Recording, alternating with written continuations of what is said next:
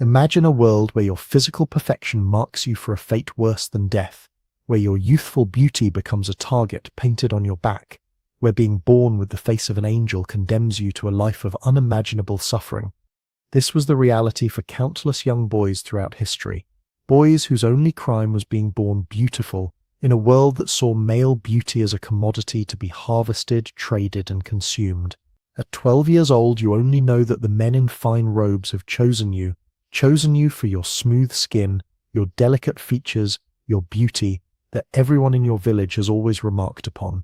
But as the cart wheels creak beneath you, carrying you away from everything familiar, you begin to realize that your beauty isn't the blessing everyone said it was. It's a curse that will define every moment of your remaining life. Today we live in a society obsessed with beauty, where physical perfection opens doors and creates opportunities. We spend billions on cosmetics, surgery, and treatments to enhance our appearance. But what if I told you that in ancient times, if you were a beautiful peasant boy, your looks were more of a condemnation than a gift? What if your perfect features, your unblemished skin, your graceful movements weren't signs of good fortune, but markers that would single you out for a life of servitude, abuse, and psychological torment? The practice of selecting young boys to serve as male concubines spans cultures and centuries, from the imperial courts of China to the Ottoman harems, from the Byzantine palaces to the hidden chambers of wealthy merchants across the ancient world. These weren't random selections. They were systematic, calculated processes designed to identify and harvest the most beautiful boys from the most vulnerable populations. The criteria were specific, the inspection methods were thorough, and the ultimate fate of these children was sealed the moment they were deemed suitable for their new roles. Before diving into these forgotten stories of survival and suffering, if you enjoy learning about the hidden truths of history, consider hitting that like button and subscribing for more content like this. And please, comment below to let me know where you're listening from. I find it incredible that we're exploring these ancient stories together from different parts of the world, connected across time and space by our shared curiosity about the past. The morning sun barely touches the horizon when they come to your village. The selection parties arrive without warning, their presence announced only by the sound of horses' hooves on cobblestones and the jingle of coins in leather pouches. These aren't common raiders or bandits. These are professionals, men who have perfected the art of human evaluation over decades of service to emperors, sultans, and wealthy patrons whose appetites demand only the finest specimens. In the Ottoman Empire, the practice reached levels of sophistication that would make modern human trafficking operations seem crude by comparison. The Devshirme system, officially designed to recruit Christian boys for the Janissary Corps, had a darker parallel in the selection of boys for the imperial harem. These selectors, known as subasha, moved through the villages of the Balkans like skilled hunters, their eyes trained to spot the subtle markers of extraordinary beauty among the peasant children. The boy they're examining today is 13 years old. His name is Mikhail, and he doesn't yet understand why the strange man keeps touching his face, turning his head to catch the light, running rough fingers along his jawline. The selector's hands are cold, clinical, as they trace the boy's features with the precision of a jeweler examining a precious stone. Every detail matters: the curve of the lips, the arch of the eyebrows, the delicate structure of the nose, the way the morning light catches the golden highlights in his brown hair.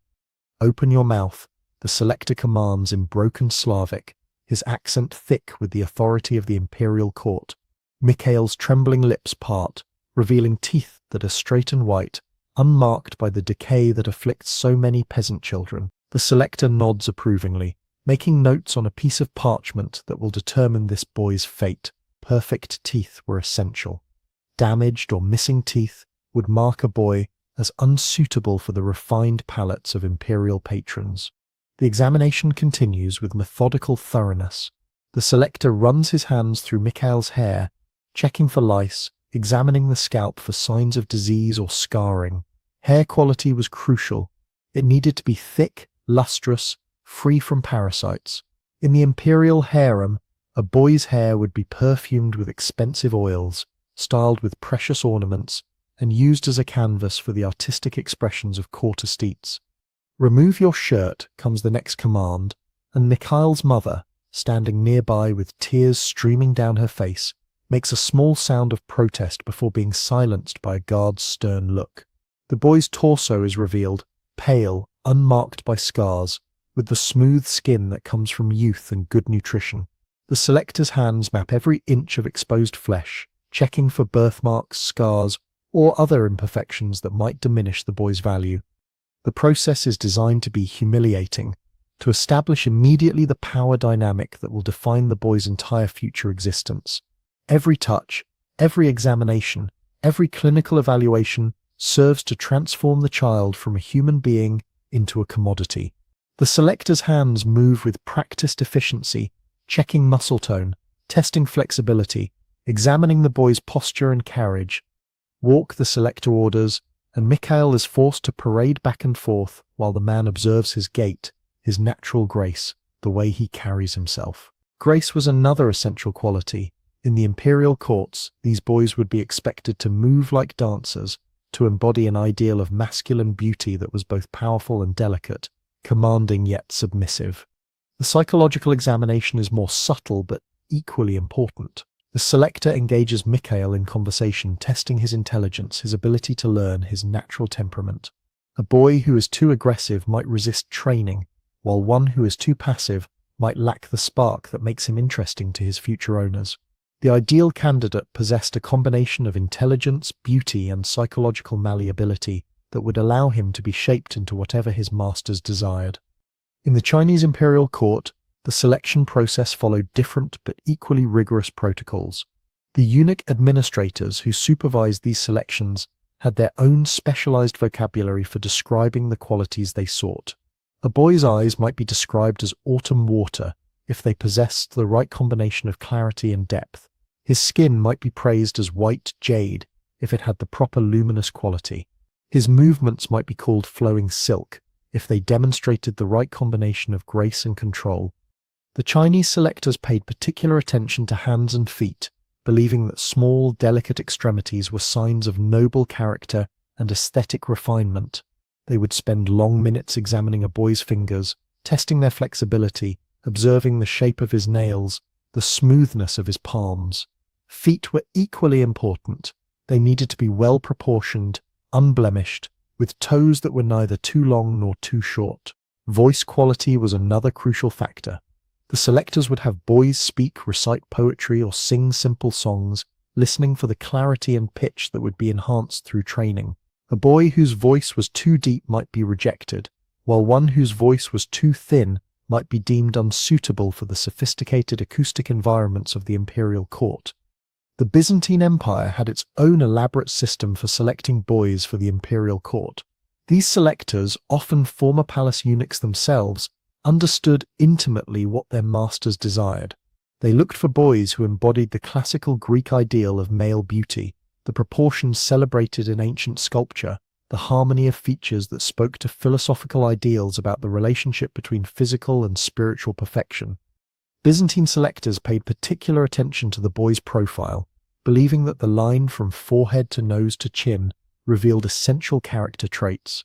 They examined the ears for proper proportion and placement, the neck for length and grace, the shoulders for breadth and symmetry. Every detail was evaluated according to aesthetic principles that had been refined over centuries of practice. The ideal candidate would possess what the court poets called the soul of a gazelle, gentle, graceful, alert, but ultimately submissive to the will of his betters. The age range for selection was carefully calculated. Boys who were too young might not survive the rigors of training and transport, while those who were too old might have already developed personality traits that would make them difficult to mold. The ideal age was typically between 10 and 14, when boys retained the androgynous beauty of childhood while possessing enough physical and mental development to begin their training. Physical health was paramount, but not in the way modern people might expect. The selectors weren't looking for robust peasant strength or the hardy constitution that would serve a boy well in agricultural labor. Instead, they sought a more refined kind of health, the delicate constitution that would respond well to the specialized diet, exercise, and medical care that would be provided in the imperial courts. The selection process often took days or even weeks as the evaluators moved through villages and towns, examining hundreds of boys before choosing the handful who met their exacting standards. The rejected boys would be sent home, often traumatized by the experience but at least free to resume their normal lives. The chosen ones would begin a journey that would transform them completely, erasing their former identities and replacing them with new personas crafted to serve the desires of their owners. The economic aspect of the selection process was never far from the surface. These boys represented significant investments. The costs of acquisition, transport, training, and maintenance were substantial. The selectors understood that their choices would be evaluated not just on aesthetic grounds, but on practical considerations of return on investment. A boy who failed to meet expectations after costly training would reflect poorly on the selector's judgment. The religious and cultural contexts varied across different civilizations, but the underlying logic remained consistent. These boys were being selected to serve as living embodiments of idealized male beauty, to fulfill roles that combined elements of companionship, entertainment, and sexual service. The selection process was designed to identify boys who could be transformed into these roles while maintaining the psychological stability necessary to function in the complex social environments of elite courts. The documentation of these selection processes provides chilling insight into the systematic nature of this form of human trafficking. Official records detail the criteria used, the methods employed, the success rates of different selection strategies. These weren't impulsive crimes of opportunity, but carefully organized operations that treated children as commodities to be evaluated, purchased, and processed. The moment of selection marked the end of one life and the beginning of another. The boys who were chosen would be taken from their families, often never to return or even to see their homeland again. They would be given new names, new identities, new purposes. Their original selves would be systematically erased and replaced with personas designed to serve the needs and desires of their new owners. The psychological trauma of this process cannot be overstated. These children were being torn from everything familiar and thrust into a world where their value was determined entirely by their ability to please others. The selection process itself was designed to break down their sense of individual identity and replace it with an understanding of themselves as property, as objects created for the pleasure and convenience of their masters. The families of selected boys experienced their own form of trauma. In some cases, they were compensated for their loss, receiving payments that might represent more money than they had ever seen. But no amount of gold could truly compensate for the loss of a child, for the knowledge that their son would be subjected to experiences that no parent could bear to imagine. The selectors themselves were often products of the same system they now served. Many were former concubines who had managed to survive and advance within the palace hierarchy. Their intimate knowledge of what was required made them particularly effective at identifying suitable candidates, but it also meant they understood exactly what fate awaited the boys they chose. The transportation of selected boys was another carefully orchestrated process. They would be moved in small groups, often disguised as merchant caravans or religious pilgrims to avoid attracting attention. The journey itself was part of the conditioning process. The boys were removed from familiar surroundings, isolated from anyone who might provide emotional support, and gradually accustomed to their new status as property. During transport, the boys would begin to receive their first lessons in their new roles. They might be taught basic phrases in the language of their destination, introduced to new customs and expectations, and begin the process of physical conditioning that would continue throughout their training. The goal was to arrive at their destination with boys who were already beginning to adapt to their new circumstances. The selection process for male concubines represents one of the most systematic and sophisticated forms of human trafficking in history. It combined elements of aesthetic evaluation, psychological assessment, economic calculation, and social engineering to create a supply chain that fed the desires of the most powerful people in the world. The boys who were caught in this system lost their freedom, their families, their original identities, and often their lives in service to the appetites of their masters. The records that survive from these selection processes provide evidence of the cold calculation that drove this trade in human beings. The detailed criteria, the systematic evaluation methods, the careful documentation of success and failure rates, all of this points to a level of organization and efficiency that would be impressive if it weren't so horrifying. The legacy of these selection processes extends far beyond the individuals who were directly affected. They represent a systematic dehumanization of children, a reduction of human beings to their commercial value, and a normalization of sexual exploitation that echoes through history. Understanding how these systems operated, how they were justified, and how they were eventually abolished provides crucial insight into the ongoing struggle against human trafficking and child exploitation. The boys who were selected for these roles were not volunteers or willing participants. They were children who were identified, evaluated, and processed according to criteria that treated them as commodities rather than human beings. Their stories serve as a reminder of the capacity for systematic cruelty that exists within human societies, and the importance of vigilance against systems that reduce people to their utility value. The selection process was just the beginning of a transformation that would completely reshape these boys' lives. The criteria used to identify suitable candidates, the methods employed to evaluate them, and the systematic nature of the entire operation reveal the sophisticated planning and organization that went into this form of human trafficking. The boys who were chosen would face challenges that would test every aspect of their humanity, and their survival would depend on their ability to adapt to circumstances that no child should ever have to endure. The inspection, clinical evaluation of human merchandise. The holding chambers beneath the imperial palace are lit by flickering oil lamps, their light casting dancing shadows on stone walls that have witnessed this ritual countless times before. The air is thick with incense, meant to mask the smell of fear and desperation that clings to every surface. Here in these underground rooms, the selected boys await the final inspection that will determine their fate within the palace hierarchy. Ahmad is 14 years old, his olive skin unmarked by the sun that has darkened the faces of his farming family for generations. He stands naked in the center of the chamber, his arms at his sides, trying to control the trembling that threatens to overwhelm him. Around him, other boys wait in similar poses, their eyes reflecting the same mixture of terror and resignation that he feels coursing through his own body. The chief examiner enters the chamber with the measured steps of a man who has performed this ritual thousands of times. His robes are silk, his hands soft with the privilege of palace life, but his eyes are hard with the accumulated cruelty of decades spent evaluating human merchandise. Behind him walk his assistants, each carrying instruments and documents that will be used to catalogue every aspect of the boy's physical and psychological condition. You, the chief examiner, points at Ahmad, his voice carrying the authority of someone who has never been questioned or disobeyed. Step forward.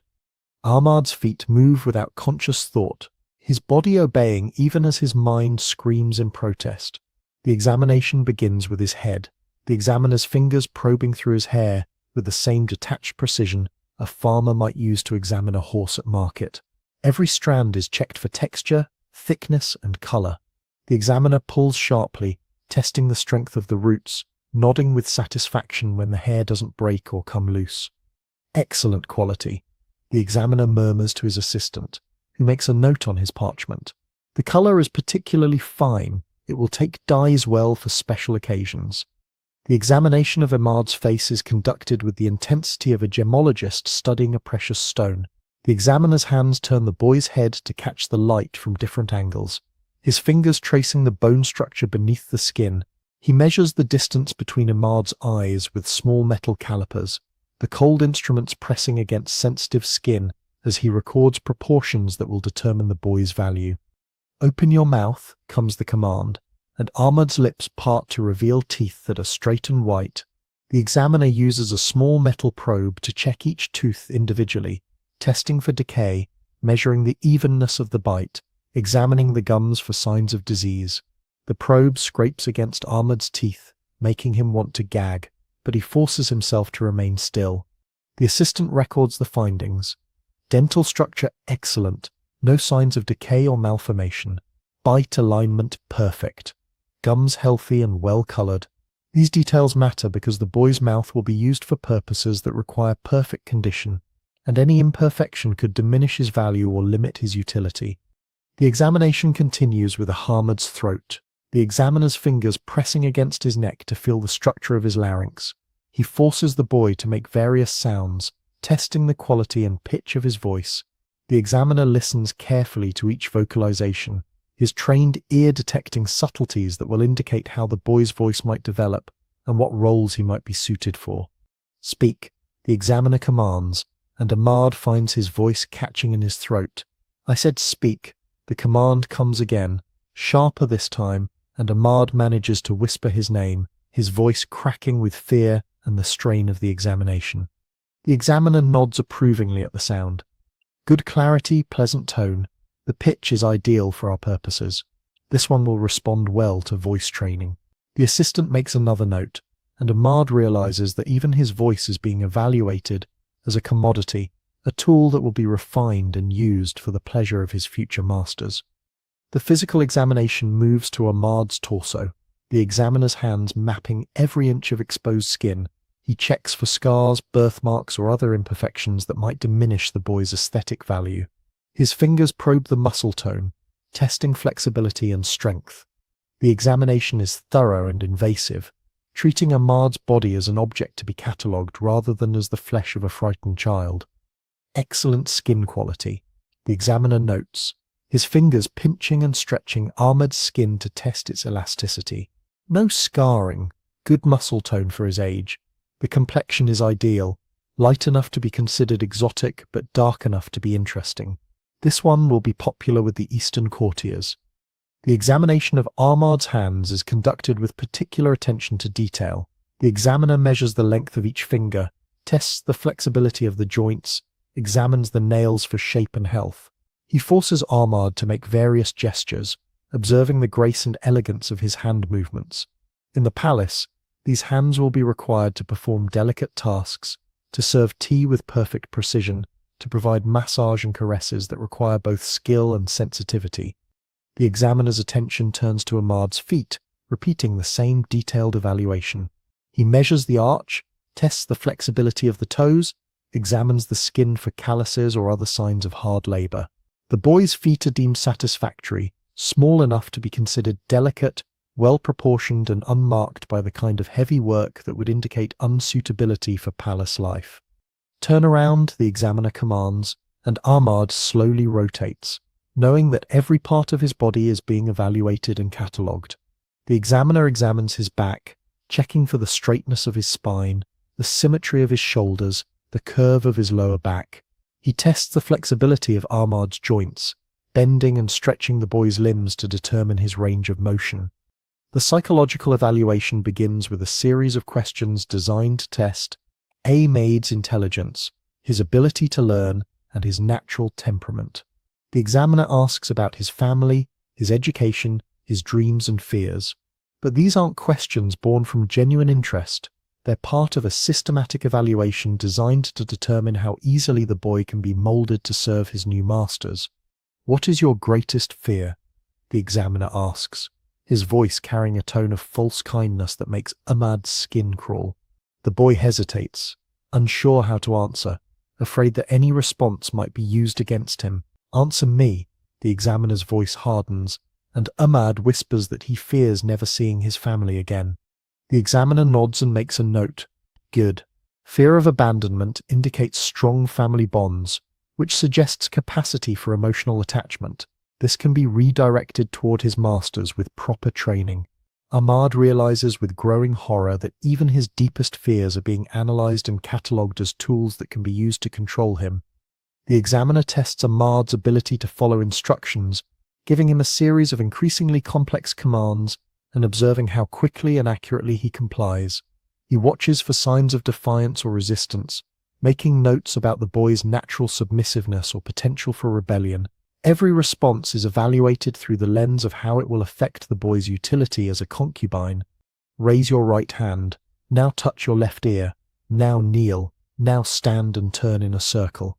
Each command is obeyed, but the examiner is watching for more than simple compliance. He's observing the grace of Ahmad's movements, the speed of his comprehension, the way he holds his body when receiving orders.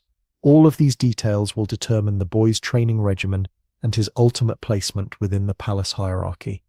The examiner produces a small vial of perfumed oil and applies it to Ahmad's skin, testing how the boy's natural scent combines with the artificial fragrance. He observes the color of the oil against Ahmad's skin, making notes about which perfumes and cosmetics will be most effective in enhancing his natural beauty. The boy's skin is treated as a canvas that will be painted and decorated according to the aesthetic preferences of his future masters.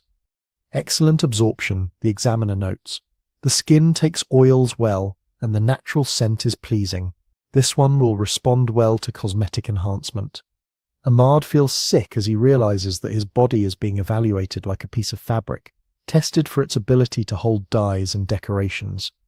The examination includes tests of Ahmad's pain tolerance, disguised as medical procedures, but actually designed to determine how much discomfort he can endure without breaking. The examiner uses needles to test sensitivity, applies pressure to various parts of his body, and watches for signs of weakness or excessive reaction. These tests serve a dual purpose. They identify boys who might not survive the rigors of palace training, and they provide information about how much physical discipline each boy can tolerate. Good pain tolerance. The examiner notes as Ahmad manages not to cry out when a needle pricks his skin. This one can handle the more demanding aspects of training without psychological damage. The casual nature of this observation chills Ahmad to the bone, as he realizes that his capacity to suffer is being evaluated as a positive trait. The final phase of the examination involves testing Ahmad's natural reflexes and responses to different types of touch. The examiner's hands move across the boy's body with clinical precision, noting which areas are most sensitive, which touches produce the strongest reactions, and how quickly the boy adapts to different sensations. This information will be used to develop specialized training programs designed to enhance his responsiveness to his future master's desires. Throughout the examination, Ahmad struggles to maintain his sense of self, to remember that he is more than the sum of his physical attributes. But the systematic nature of the evaluation, the way every aspect of his being is reduced to notes on a parchment, gradually erodes his sense of individual identity. He begins to see himself through the examiner's eyes, not as a person with hopes and dreams, but as a collection of valuable traits that can be refined and exploited. The other boys in the chamber undergo similar examinations, each evaluation tailored to their individual characteristics but following the same basic pattern. Some boys are found to have defects that reduce their value. A slight scar, a missing tooth, a temperament that suggests they might be difficult to train. These boys are marked for lesser roles or in some cases rejected entirely and sent away from the palace. The boys who pass the initial inspection are divided into categories based on their potential roles within the palace hierarchy. Those with the most exceptional beauty and the most malleable temperaments are marked for training as personal concubines to the highest-ranking officials. Others are designated for more specialized roles, entertainers, servants, or companions for lower-ranking members of the court. Ahmad is marked with the highest classification, his exceptional beauty and apparent psychological suitability, making him a candidate for the most elite training programs. The examiner's final notes describe him as exceptional material with high potential for advanced training. Ahmad doesn't understand the significance of this designation, but he will learn soon enough that his beauty has condemned him to a fate that is both privileged and horrific. The documentation process is meticulous, with detailed records being maintained of every aspect of each boy's evaluation. These records will follow the boys throughout their training and service, providing their handlers with detailed information about their physical and psychological characteristics. The bureaucracy of exploitation is as thorough as any modern corporate system, with forms, classifications, and tracking systems that ensure no detail is overlooked. The examiner's assistant produces a set of metal tags, each inscribed with a number and a symbol indicating the boy's classification. These tags are attached to chains that are placed around the boys' necks, marking them as property of the palace and providing a quick reference for their handlers. Ahmad's tag bears the highest classification symbol, a mark that will determine every aspect of his future life. The holding chambers fall silent as the examination concludes, and the boys are left to contemplate their fate. Some weep quietly, others stare into space with the blank expression of those who have retreated into themselves to escape an unbearable reality. Ahmad finds himself caught between terror and a strange sense of relief. The uncertainty is over, his fate is decided, and now he can only wait to see what that fate will bring. The examiner's final report summarizes the day's work with the cold efficiency of a merchant cataloging inventory. 17 boys examined, 14 approved for training, 3 rejected due to various defects. The quality of this selection is exceptionally high, with several candidates showing potential for the highest levels of service. recommend immediate commencement of training programs to maximize return on investment. The clinical language of the report strips away any pretense that these are human beings rather than merchandise. The boys have been reduced to numbers, classifications, and potential return on investment. Their individual personalities, their hopes and fears, their connections to family and home, all of this has been erased in favor of an evaluation that treats them as objects to be refined and exploited. The inspection process represents the final transformation of these boys from human beings into property. They entered the chamber as children with names, families, and individual identities. They leave as numbered assets with assigned roles and predetermined futures. The systematic nature of this dehumanization, the clinical precision with which it is conducted, makes it all the more horrifying. The boys who have passed the inspection are led away to begin their training, their chains clanking softly as they walk. Behind them, the examination chamber is cleaned and prepared for the next group of boys who will undergo the same process. The cycle continues, feeding the insatiable appetite of the palace for beautiful young men who can be molded into whatever their masters desire. The examination process serves multiple purposes within the broader system of sexual slavery. It identifies the most valuable candidates, provides detailed information for training programs, and begins the psychological conditioning that will make the boys more compliant and easier to control. Every aspect of the process is designed to maximize the utility of the human merchandise while minimizing the risk of resistance or rebellion. The records kept during these examinations provide historians with detailed insight into the systematic nature of this exploitation. The careful documentation, the standardized procedures, the classification systems, all of this points to a level of organization and efficiency that treats human trafficking as a legitimate business enterprise. The boys who were subjected to these examinations were not random victims but carefully selected candidates for a system that had been refined over centuries of practice. The psychological impact of the examination process cannot be overstated. These boys were stripped of their dignity, their privacy, and their sense of individual worth in a single session. They were reduced to their physical attributes and their potential utility, with no consideration given to their emotional needs or their human rights. The trauma of this experience would mark them for life, shaping their understanding of their own value and their place in the world. The examination process represents one of the most systematic and dehumanizing aspects of the concubine trade. It combined medical evaluation, psychological assessment, and commercial appraisal into a single procedure that treated children as merchandise to be catalogued and processed. The boys who underwent this examination would carry its effects with them throughout their lives, forever marked by the knowledge that they had been reduced to nothing more than the sum of their physical attributes and their potential utility to others.